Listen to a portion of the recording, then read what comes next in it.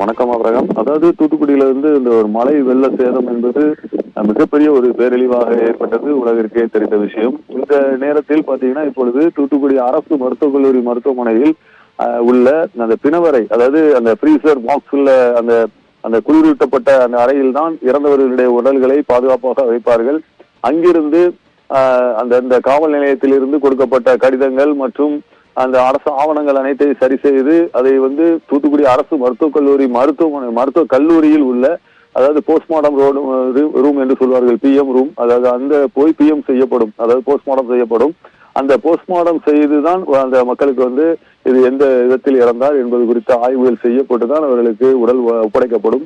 இந்த புயல் வெள்ள சேதத்தில் நிறைய ஆங்காங்கே நிறைய பேர் இறந்துள்ளார்கள். அதை சிப்காட் காவல் நிலைய எல்லைக்குட்பட்ட பகுதியிலேயே சுமார் 7 பேர் இறந்துள்ளார்கள் மற்றும் தென்பாகம் காவல் நிலையத்திற்கு எல்லைக்குட்பட்ட பகுதிகளில் சுமார் 2 பேர், அதே போல மற்றும் நார்த் காவல் நிலையத்தில் 2 பேர் என மொத்தம் 16 பேர் இந்த புயல் வெள்ளத்தில் மட்டுமே பாதிக்கப்பட்டு அவர்கள் உடல் கொண்டு வரப்பட்டுள்ளது போல என்று கூறுகிறார்கள்.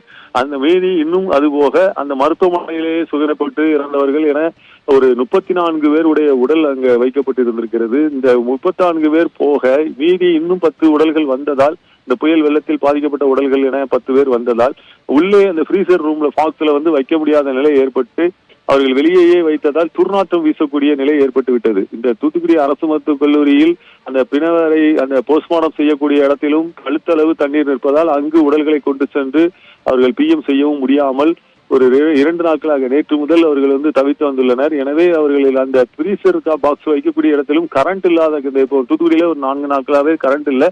இந்த நிலையில அவங்களுக்கு கரண்ட் இல்லாதனால அந்த ஃப்ரீசர் பாக்ஸ்லையும் வைக்கப்பட்ட உடல்களும் கெட்டு போகக்கூடிய சூழல் ஏற்பட்டிருக்கு. இந்த நேரத்துல உடனடியாக ஒரு ஜெனரேட்டர், பெரிய ராட்சச ஜெனரேட்டரை கொண்டு ஆன் செய்து அதற்கு உடைய மின்சாரம் வழங்கியுள்ளார்கள். ஆனாலும் வெளியே வைத்திருந்த 10 உடல்களையும் அவர்களால் பாதுகாக்க முடியவில்லை.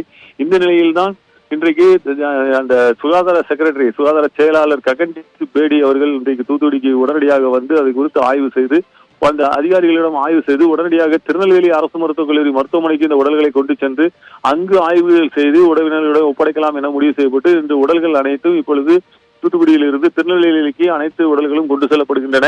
அந்த தூத்துக்குடி அரசு மருத்துவக் கல்லூரி அந்த மருத்துவமனையினுடைய என்ட்ரன்ஸ் பகுதியில தான் அந்த ஆம்புலன்ஸ் எல்லாம் வாகனங்கள் பூரா நிற்கின்றன. என்ன உள்ளே கொண்டு செல்ல முடியவில்லை. உள்ளே தாழ்வான பகுதி, அங்கேயும் இடுப்புக்கு மேல் தண்ணீர் இருப்பதால் வாகனங்கள் உள்ளே செல்ல முடியாத நிலையில் இருப்பதால் இப்பொழுது அந்த வீல் சேர்களில், அதாவது நோயாளிகளை கொண்டு வரக்கூடிய அந்த படுக்கை வசதி கொண்ட அந்த வீல்களில் தான் வைத்து அந்த சிறிய இதுல தான் வச்சு கொண்டு வெளியே கொண்டு ஆம்புலன்ஸ்ல ஏற்றி திருநெல்வேலி கொண்டு செல்கின்றார்கள். இதுதான் இப்பொழுதைய நிலைமையாக இருக்கின்றது. அந்த பாடி அனைத்தும் கொஞ்சம் மோசமான நிலைக்கு விட்டதால் அதில் கொஞ்சம் துர்நாற்றம் வீச ஆரம்பித்து விட்டது. அதை கொண்டு வருகிற ஊழியர்கள் கூட முகத்தை சுளித்துக் கொண்டுதான் வர வேண்டிய சூழல் இருக்கின்றது. அந்த பிணவரை அருகிலேயே தான் அந்த பெண்களுடைய, அதாவது அந்த பிரசவ வார்டும் இருக்கின்றது. அங்க சிறு குழந்தைகள் எல்லாம் பிறந்த குழந்தைகளை கொண்டு செல்லக்கூடிய அந்த வார்டும் அருகிலேயே இருக்கின்றன.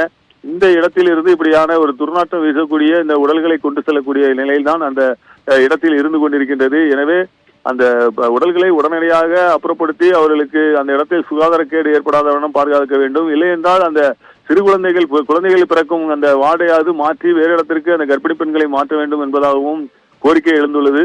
இப்பொழுது தூத்துக்குடியில் இன்னும் தண்ணீர் வற்றவில்லை. தண்ணீர் அங்காங்கே இன்னும் பிரதான வீதிகள், பிரதான ரோடுகள் நிலைத்திலும் தண்ணீர் சென்று கொண்டிருக்கின்றன. ஆங்காங்கே இந்த நிவாரண உதவிகள் ஆங்காங்கே வழங்கப்பட்டாலும் உள்பகுதிகள், அதாவது அந்த இன்டீரியர் பகுதிகளில் வசிக்கக்கூடிய மக்களுக்கு இன்னும் நிவாரண உதவி இன்னும் போகவில்லை என்றுதான் கூறுகின்றார்கள். இவர்கள் மெயின் பகுதிகளிலேயே நின்று கொண்டு கொடுக்கிறார்கள். அதை அருகில் உள்ளவர்கள் வாங்கி சென்று விடுகிறார்கள். தூரத்தில் உள்ளவர்கள் வாங்கி செல்ல கூட முடியாமல் அவர்கள் அதாவது அரபண உச்சம், அதாவது சுமார் ஒரு 10 அடி உயரத்திற்கு, அதாவது கீழ்த்தளத்தில் வசிப்பவர்கள் யாரும் கீழ்த்தளத்திலேயே இல்லாமல் மேல் தளத்திற்கு சென்று இருக்கக்கூடிய சூழல் கூட நிறைய இடங்கள்ல இருக்கு. அவங்கெல்லாம் வெளியே கீழே இறங்கவே முடியாது. இறங்கினாலும் முங்கி விடுவார்கள். அந்த நிலைமையில் இருக்கின்றார்கள். அது போன்ற இடங்களுக்கு போட்டுகள் போன்ற இதுகளில் கொண்டு சென்று அவர்களுக்கு நேரடியாக விநியோகம் செய்தால் இது இன்னும் சிறப்பாக செய்யலாம். ஆனால் அது போன்ற செயல்கள் இவர்கள் சரியாக செய்யவில்லை என்ற ஒரு குற்றச்சாட்டும் எழுந்துள்ளது. தகவலுக்கு நன்றி ராஜசாலபு.